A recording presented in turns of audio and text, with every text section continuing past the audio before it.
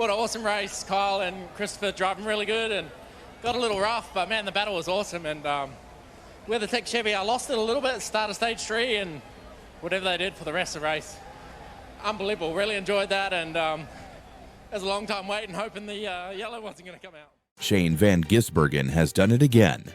And this time, he made history in the process. The New Zealander pulled off a win that not only added another trophy to his growing collection, but also cemented his place in the NASCAR record books. While most fans were focused on playoff drama, SVG quietly became the first driver born outside the U.S. to earn 10 career wins across NASCAR's top 3 national series. Think about that. No international driver, not Marcos Ambrose, not Juan Pablo Montoya, has ever done what Van Gisbergen just did. And the craziest part, a lot of fans didn't even realize it was happening until it was already over. The spotlight may have been on others, but SVG was busy making history at the Charlotte Roval. This wasn't just another Cup Series win either. It marked his 6th Cup victory, with 5 of those coming this year alone. To put that into context, only one other driver, Denny Hamlin, has managed 5 wins in 2025. That's right, a rookie international driver has matched the performance of one of NASCAR's most experienced veterans.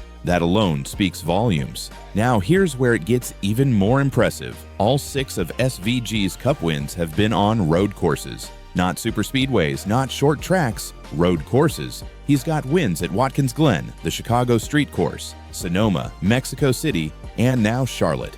That's 5 straight road course wins, and he's one away from tying Jeff Gordon's record of 6 consecutive road course victories, a mark that stood untouched since the late 90s. Let's rewind to race day. Tyler Reddick started on the pole after narrowly beating Van Gisbergen in qualifying by just 0.032 seconds. That's basically a blink of an eye. And for Reddick, this was a must-perform situation. Sitting 11th in the playoff standings and nearly 30 points below the cut line, he needed a flawless day. But it didn't take long for SVG to ruin that plan.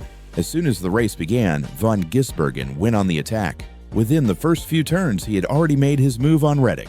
That's the thing with SVG on a road course. He doesn't wait around. He gets in front, controls the pace, and forces everyone else to react.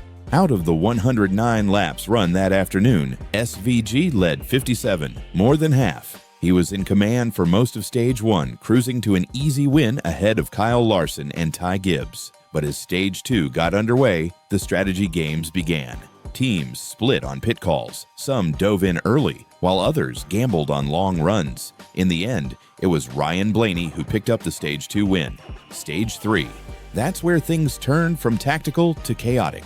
Christopher Bell came out swinging, launching an aggressive move on SVG to grab the lead. The two traded paint, banged doors, and gave fans the kind of hard-nosed racing NASCAR lives for. But SVG didn't flinch. He absorbed the pressure, held his ground, and kept pushing forward. Then Kyle Larson entered the picture. What was once a 2-way duel turned into a 3-car dogfight for the win.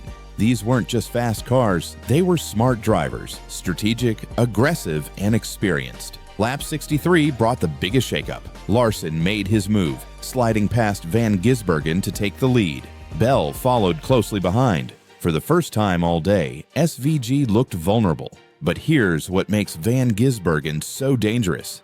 He doesn't panic. He adapts. He studies. He learns on the fly.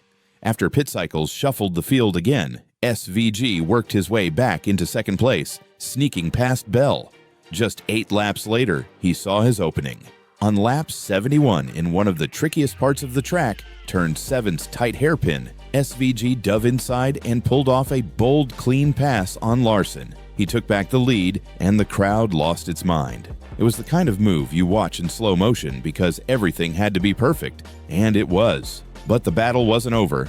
There was still one final round of pit stops coming. When the leaders came back out, SVG and Larson found themselves side by side again. And this time, it got physical. They were banging doors, swapping paint, pushing limits. It looked more like a short track brawl than a road course finish. But lap 98 would be the final turning point. SVG once again nailed the backstretch chicane, made the decisive move, and took control of the race for good. He pulled ahead, and from that point on, no one got close. He opened up a massive gap, 15 full seconds by the checkered flag. That's not just a win, that's a statement. After the race, SVG talked about the intensity of that final stage. He admitted it was frustrating to get past early, but said it was still enjoyable because it gave him the chance to learn. He studied Larson and Bell, figured out where they were better, and used that info to strike back.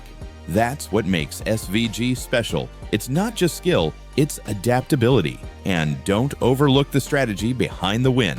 While Larson and Bell both had to pit 3 times during the final stage, SVG only needed 2. His tire management was that good. He kept the pace, extended his stints, and still stayed faster than his rivals. That efficiency is what let him break away in those final laps. Kyle Larson would go on to finish second. Bell came home third. Both drivers advanced to the round of 8. But the real fireworks happened much further back, in 20th and 21st place. That's where Ross Chastain and Joey Logano were fighting for the final playoff spot. Coming into the final lap, Chastain held a 1-point advantage over Logano, but Denny Hamlin passed Chastain on that lap, flipping the standings and knocking Chastain out.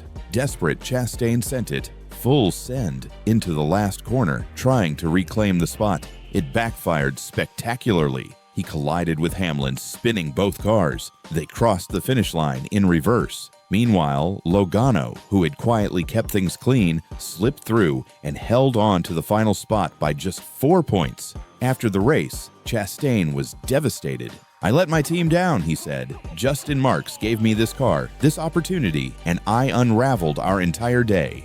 He didn't shy away from his mistakes either. The failed move on the final lap was just one of 3 big errors. Earlier in Stage 1, Chastain made a mistake exiting pit road, went too wide, missed the turn, had to back up, and lost 15 positions. Later, he got hit with a speeding penalty on lap 87. And then, of course, the final lap crash with Hamlin.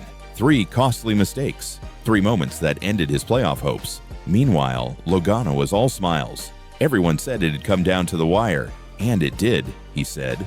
"We're still alive, baby." It marked the second year in a row that Logano barely survived the round of 12. Last year, he made it through after a DQ. This year, he did it on merit. When the dust settled, 4 drivers were eliminated. Ross Chastain, 21st. Tyler Reddick, despite starting on pole, finished 10th and missed the cut. Bubba Wallace, 15th.